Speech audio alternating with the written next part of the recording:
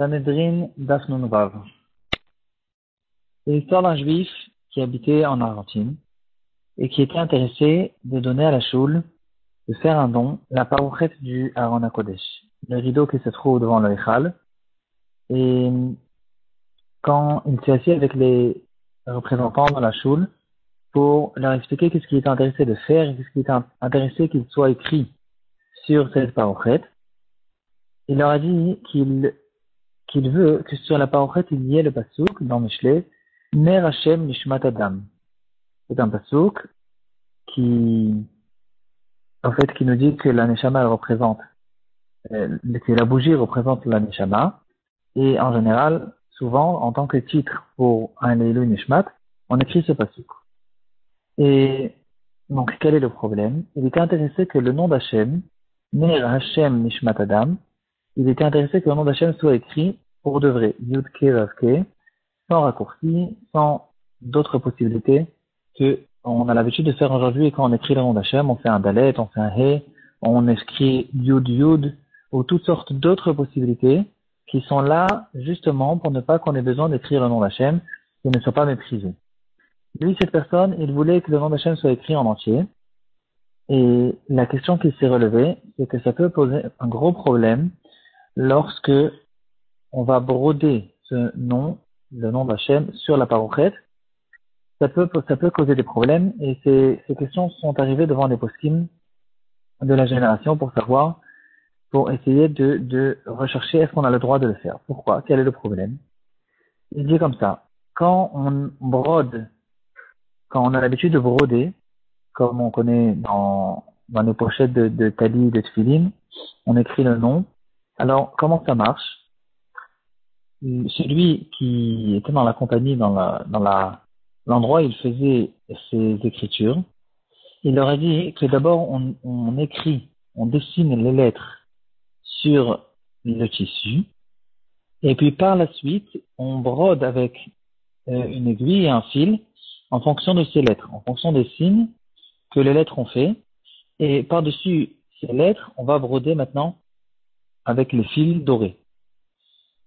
Et ce qui se passe, c'est que quand on va écrire le nom Yud-Ke Vav-Ke, celui qui va broder en fonction des signes de ces lettres, en fait, il est en train de percer avec son aiguille le nom d'Hachem.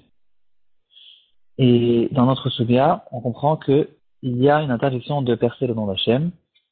Ça rentre dans le cadre de l'interdiction qu'il y a d'effacer le nom d'Hachem. Alors, c'est vrai qu'on n'efface pas complètement tout le nom, mais au moins Midei Rabbanan, et certains pensent que c'est même plus que Midei Rabbanan, c'est considéré comme un Issur Min Torah, comme Chatzi Shiur Asur Min Torah.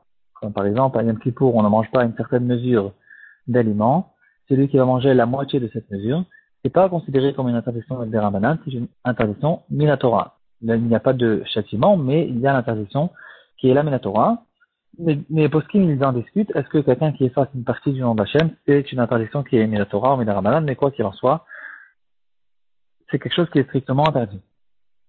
Ici aussi, lorsque on va écrire le nom d'Hachem sur le tissu, et puis par la suite on va venir au-dessus, et on va percer avec l'aiguille sur cette écriture, c'est quelque chose qui est interdit, parce que à cet endroit-là, où l'aiguille va passer, on est en train d'effacer l'écriture qu'il y a en dessous. Plus que ça, si on essaie d'approfondir ce qui se passe ici, comment ça marche, il dit comme ça.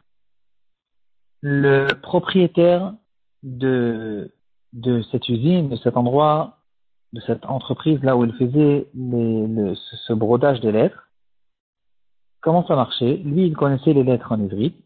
Alors, il écrivait, lui, les lettres, et puis ensuite, les ouvriers goïm, c'est eux qui venaient et qui brodaient en fonction de ces signes, en fonction des lettres qu'il y avait. Et donc, ce qui se passe ici, c'est qu'en fait, le propriétaire qui est juif, il a écrit le nom d'Hachem. On a le droit d'écrire le nom d'Hachem à partir du moment où il ne va pas être effacé.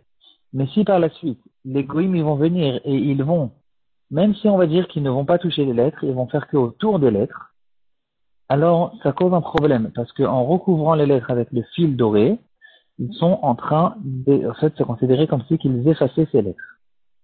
Alors c'est vrai que les lettres, elles restent en dessous, Mais comme on retrouve par exemple dans Ilchot Shabbat, quelqu'un qui recouvre les lettres, quelqu'un qui fait tomber de la cire comme une cire de bougie, il fait recouvrir des lettres, ou bien aujourd'hui c'est le typex, ça s'appelle aussi effacer.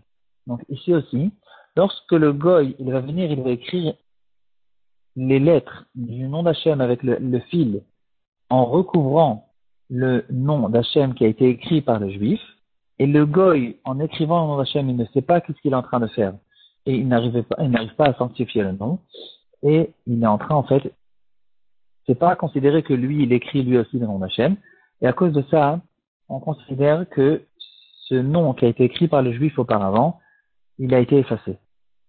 Et donc, on est en train de causer qu'un goy efface le nom d'Hachem, ce qui est aussi interdit.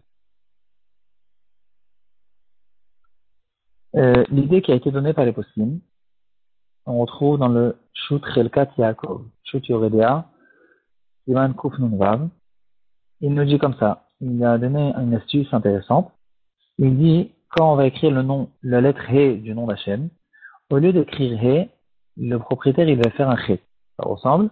Et donc, de cette manière-là, le nom d'Hachem n'a pas été écrit du tout. Il va écrire Yud Chet Vav Chet, ou bien un seul de ces deux He, il va les transformer en Chet. Et de cette manière-là, le nom d'Hachem n'a pas été écrit. Et par la suite, lorsqu'il va dire au goy de broder au-dessus de ces lettres, il va lui expliquer que, à l'endroit au fait où il y a un chet, il va lui expliquer de ne pas compléter, de finir de broder en forme de he. Cette chose-là, il va lui expliquer par cœur, ou bien il va lui écrire à côté. Et de cette manière-là, on a contourné tous les problèmes. Le nom d'Hachem n'a pas été écrit, et donc il n'a pas non plus été effacé.